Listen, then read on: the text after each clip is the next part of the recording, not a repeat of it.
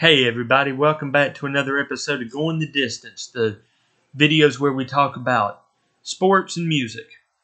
This is episode 86. Can you believe we've done 86 episodes? I can't, but I want to welcome the new members who are just joining me for the first time, and I want to welcome back the members who've been joining me from the beginning. Your support is greatly appreciated.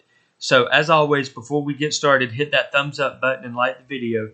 Hit the subscribe button if you haven't already, and hit the notification bell so you never miss an episode when I post a short, when I post a video, or when I post a poll. And I have been known to do some polls, so keep an eye out for those too. So, before we get into some lighthearted sporting news and music news, I want to talk about what happened yesterday in New York. And if you guys don't know, there was a shooting in Manhattan yesterday where a guy was going to the NFL headquarters to get his head examined for CTE. Now, I think there's more to this story from what I'm thinking about it. Was he going just for CTE, or was he going to get somebody like Goodell, some of the other higher-ups, the executive vice president, the chairman? Who was it? Yeah, it was probably a CTE thing, but was there more to it? As that comes out, I'll let you guys know. But right now, my thoughts and prayers are with the family and victims of the shooting. And just stay strong, y'all. So, let's get into some lighthearted stuff. So, let's talk about Buffalo and James Cook, because that's always fun, talking about Buffalo. James Cook, who's a big playmaker for the Buffalo Bills in the NFL, wants a new contract. But like everybody else who wants a new contract, he's doing something a little bit different. He's not going to hold out. He understands that the team's good with him, and he knows that he wants that big extension. Now, somebody like James Cook, I think, is worth an extension like that. Somebody like TJ Watt, who I have more commentary about that trade from last week, or that extension from last week. But somebody like TJ Watt, I don't think is worth the money he got. And you can go back and look at last week's episode to see how much he's getting paid over a 4-year period. It's outrageous. And I'll link that video in the description at the end of the video, so you guys can check that out. But yeah, James Cook knows that he's a pivotal point in the Buffalo Bills. So instead of holding out and keep holding them, just dangling the carrot in front of them, he's going to play while they talk contract extension, which is smart. So let's get it together, Buffalo. Let's get that extension written up, and James, let's sign it and get this over with. Let's get you that big extension, buddy. Speaking of extensions, Baker Mayfield reworked his contract. They want to extend Baker, but right now Baker has reworked his contract. I think he gets like $30 million guaranteed now. But they want to get more years out of Baker. And Baker found his niche in Tampa Bay, which I think is great, because he went to Carolina, he didn't do much. He was drafted by the Browns, didn't do anything. Went to Carolina, didn't do anything. Went to the Rams the same year as he was with Carolina. Couldn't get it together. Now he's with Tampa Bay, and has been with Tampa Bay for a number of years now. And he finally has his niche. So let's get that extension, Baker. Let's get more years out of you, buddy. Again, we got more extension news. The Cowboys have extended Jake Ferguson to a 4-year, $52 million deal with $30 million guaranteed. Now, here's something interesting. The Cowboys are signing all these big players like Ferguson. There's one big player they haven't signed yet, and that's Micah Parsons. I know Micah Parsons is getting impatient, and he's getting worried they're not going to re-sign him. Well, he's in the last year of his contract. He wants that extension because he's a big defensive player for the Cowboys. So Congratulations to you, Jake. And now, Cowboys, let's focus now that you've got Dak signed, now that you've got Jake Ferguson signed, now that you've got these other big playmakers signed. I think C.D. Lamb might need an extension, but let's worry about that when that time comes. Let's talk and get Micah Parsons signed and extended so he can get on that defense. Now, before we move on, I told you I had some more thoughts on the T.J. Watt extension. So, last week, I talked about it, and I talked about how outrageous the amount of money was he got. He got like $94 million, I think, which is outrageous, over a 4-year period. So I've been thinking a lot about it, and since I saw that he signed it, I've been thinking about it, and I gave my thoughts last week, and you guys can watch the video from last week. I'll link it in the description at the end of the video. But my thought process is, did they get rid of George Pickens? Did they get rid of Micah Fitzpatrick to sign T.J. Watt? George Pickens was a big player. Micah Fitzpatrick was a big player. They traded George Pickens to the Cowboys, which I think is great for the Cowboys. Don't get me wrong. Cowboys need everything they can get to win championships, which they need because it's been years since that was the case. Just like the Patriots. The Patriots are overdue for a new championship. Micah Fitzpatrick was traded to the Dolphins. Was all this kind of the scheme to sign T.J. Watt? Did they know they needed all this money to sign T.J. Watt to keep him happy? So that's what they did. They traded away 2 of their big players. Not to mention some of the players they released we don't even hear about or let go in free agency, like Mason Rudolph. Mason Rudolph's been gone from the Steelers. He went to Tennessee and played. Do we think, Pittsburgh was thinking that far ahead? I kind of don't think so. I don't think Pittsburgh's that smart to do that. But congratulations to the extensions. Let's see how y'all do, because preseason actually starts tomorrow with the Hall of Fame game, and we'll get into that because I've got it's that time of year, y'all. It's my favorite time of year. NFL season and prediction time on the show. But before we get into all that, we've still got some more news to talk about. So the Hurricanes in hockey have signed forward Jackson Blake to an 8-year extension, which is good. He's one of the Carolina Hurricanes' big players. So he's with you for 8 years. Could this be the end of the career? Could he sign this and play the 8 years and then retire? I don't know. But I'll keep you guys updated. On a sad note, Hulk Hogan passed away at the age of 71 on July 24th. So it's sad, y'all. He was a big time wrestler back in the day. And he turned his life around. He got baptized 18 months ago. So he turned his life to the Lord. And I hear something like that and I think, he turned his life over 18 months ago and then passed away a few days ago. So he kind of knew something was going to happen, I think. And he wanted to get right before he passed away. So my thoughts and prayers are with your family and friends, Hope. I know you're in a better place, and I know we'll see you again one day.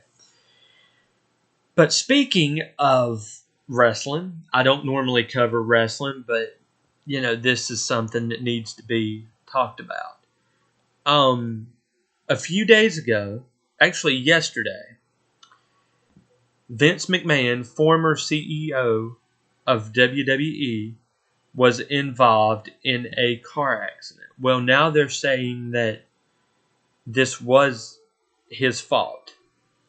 And this was, all because he was reckless driving, I believe. So, you need to get some help, Vince. You were pushed out of the WWE, and now you're doing crazy stuff like this. So it's a shame, man.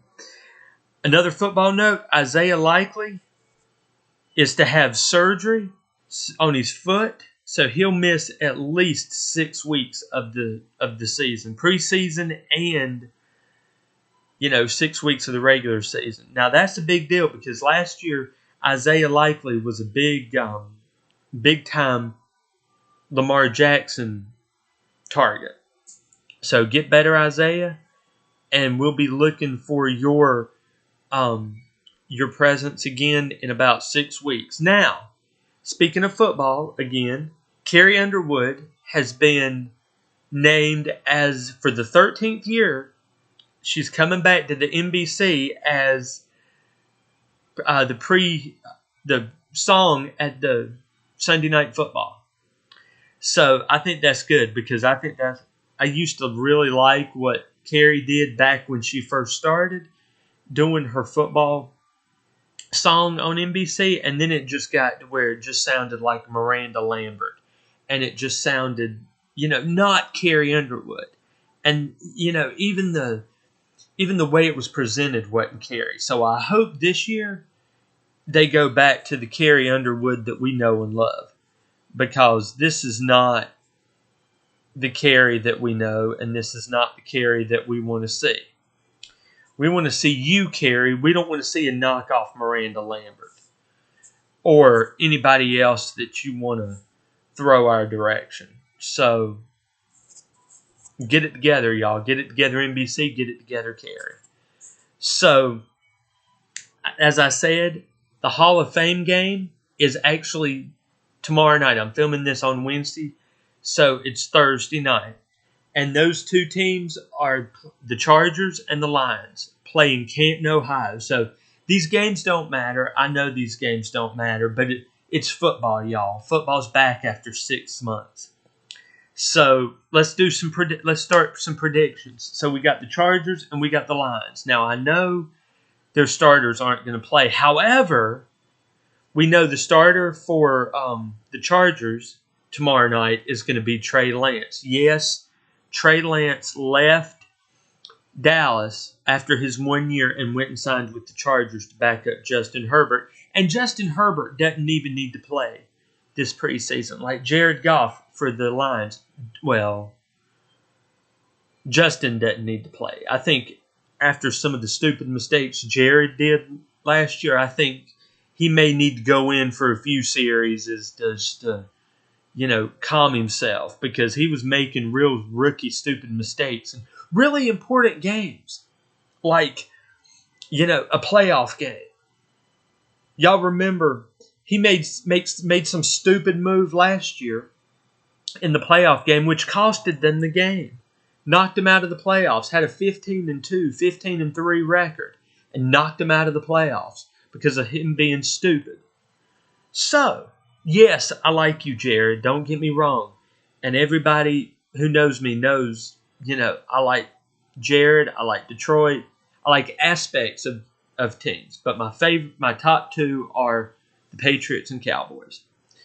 But, Jared, you need to work some of this out, man. You need to work out these jitters. You've been in the league long enough to not get so bogged down. So, if you play at least for a series, maybe two, tomorrow night, do that through all these games, the Hall of Fame game and then the 3 preseason games. And yes, they did knocked it to 3 preseason instead of 4 because they extended the regular season to 18 weeks. Excuse me. So, let's get it together. Who right now, who are y'all standouts before the season even starts? Now, I don't do this in February. Talk about next season. We talk about the football season when football season starts, and the preseason starts tomorrow.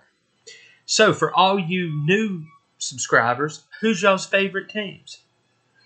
And, we'll talk about it. Comment below, and we'll talk about the teams, and I'll put them in the scores when I redo the scores for the week. But as of right now, this is hard because I like Justin Herbert and the Chargers, and I like Jared Goff and the Lions, and I like Dan Campbell for the Lions, and I like Harbaugh for the Chargers. But if I had to pick without the starters starting, I think I'm going to go with the Chargers tomorrow night. I know, but again, their starters aren't starting. So I'm picking the Chargers. And then next week we'll cover that game, and we'll go into preseason week 1. So, let's see how it goes. But again, who's y'all's favorite football teams? College, NFL? Who's y'all's favorite sporting teams out of all the sports? Basketball, baseball, hockey, football. Who's y'all's teams? Let me know. Drop a like or drop a comment below. Moving on to some UFL, and I know this is only the second year for the UFL. They're going to start doing some rebranding. They want to add more teams. There's only 8 teams now, but they want to add more teams, and they want to rebrand the Arlington Renegades. Now, they already have the Renegades, I believe, are a UFL team, and they have a XFL team, the San Antonio Brahmas. Now, that being said, do they move San Antonio? Because do they not do XFL, USFL anymore? Or do they just make it the UFL without it being 2 leagues coming together? Because here's the thing. They want to rebrand the Arlington Renegades the Texas Renegades. That's an option for them. Now, that might not be their final decision, but that's the option for them. I don't know. But I'll keep you guys updated, and I'll let you guys know when we have more news on that. So, we're going to move into some Formula One racing news. Oscar Pistori won last week, and I know I don't do F1 every week, but that's because they don't do a race every week like NASCAR. And we're not covering NASCAR. We did that last season, and I've got my thoughts on that, and I just won't cover NASCAR. So we just won't. So Formula One and IndyCar are what we cover in motorsports. So congratulations to you, Oscar Pistori, for winning. Let's see how you do the rest of the way. There's not many more weeks left in Formula One. So moving on to some music news. We had Ozzy Osbourne's funeral today on Wednesday, July 30th in Birmingham, England. They actually live streamed it on YouTube this morning. So I hope if you guys got to check it out, let me know what y'all thought about it. I picked it up toward the very end after the service, and I saw Jack and Sharon and Kelly all hugging each other before the car pulled away. But it's a shame. One of the greats in classic rock are gone. But moving on to more lighter news, Daughtry has said he's going to release the second part of Shock to the System on September 12th. Now, his Shock to the System Part 1 came out a few years ago. So, yes, it takes a few years to get your album together. And these are EPs. They're not full-length albums. They're not 12, 13-song albums. Shock to the System Part 1 only had 6 songs on it. Shock to the System, Part 2, I almost said Shock to the Value. Shock to the System Part 2 has 9 songs. So, my thought process is, now that Part 2 is going to be released September 12th, they're going to combine Part 1 and Part 2, make them into one CD. It'll be a double disc. It'll still be 6 songs and 9 songs on the disc. But you can buy them together and not go out and buy Shock to the System Part 1 and then Shock to the System Part 2, separately. Granted, I think, at first that's what I think he wanted, because he didn't know when he was going to release the second part, but the second part comes out September 12th, so go check it out. And if you haven't listened to Shock to the System, I don't know why I want to keep saying Shock to the Value. I'm thinking Shock Value from Timbaland from years ago. I think that's what I'm doing. But go check out Shock to the System Part 1, and then when Part 2 comes out, check it out. Let me know what you guys think. I'm going to pull them up on Spotify and listen to them, let you guys know what I think. I've heard a few songs from Shock to the System Part 1, and they're good. In fact, when I went and saw Stained and Breaking Benjamin in concert last year, Daughtry was the opening act for him, and he played some songs from Shock to the System Part 1, like Nervous, and some of the other songs he had, which were really good. So check out Part 2. Let me know what you guys think of Part 1 and Part 2, and we'll go from there. So moving on to who we're listening to. We're listening to Tobyman this week. He's a rapper from Fairfax, Virginia. He's a Christian rapper. I can't just say rapper. He is a Christian rapper, and my favorite Christian rapper. From Fairfax, Virginia. He started music in 1987 as one of three in DC Talk. And they had their Jesus Freak album, which is one of the most successful Christian music albums of all time. So go check that out. Even though I don't agree with Michael Tate now, you can go check him. You can read up on him and why I don't, agree with him now. But anyway, Tobyman started music in 87. I found out about him around 04, 05.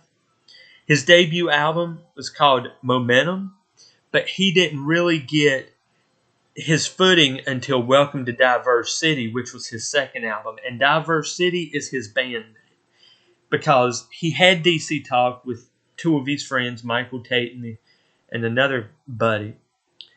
And then when DC Talk ran their course, Toby went out on his own, started his own band in Diverse City, and that's where Welcome to Diverse City came from. It was their second album, but it's still a good one. Because normally they say the second album isn't always as good. The second album was good. He's had 9 studio albums, 56 singles, 14 music videos, no greatest hits or compilation albums, 3 live albums. I've got one of them. His new album is called Heaven on My Mind, which came out earlier this year. And in fact, that's one of my favorite albums, Heaven on My Mind. And go check it out. I have his song Need a Little Church in my head throughout the week. So he's always constantly running through his songs are constantly running through my head. But the song we're listening to this week, I want you guys to go out and listen to the album Heaven on My Mind, because that's a great album. And it's, like I said, my favorite album from him. So check it out. Check out Welcome to Diverse City and all his albums. And let me know which one's your favorite. And as always, if you're a new member and a new subscriber, let me know who y'all are listening to. What music y'all are listening to. Favorite band and artist. I'm always looking for new music, and you never know. Y'all's recommendations might pop up on what we're listening to. Just need to do a little bit of digging and find out, y'all. But I hope y'all enjoyed the show. That's about all I've got for this week. As always, hit the thumbs up, like the video, subscribe if you haven't already, and hit the notification bell. And go look at my other videos, y'all. I'm going to link those in the description in the description. So y'all have a good rest of the week, a good weekend, and we'll be back next week. God bless.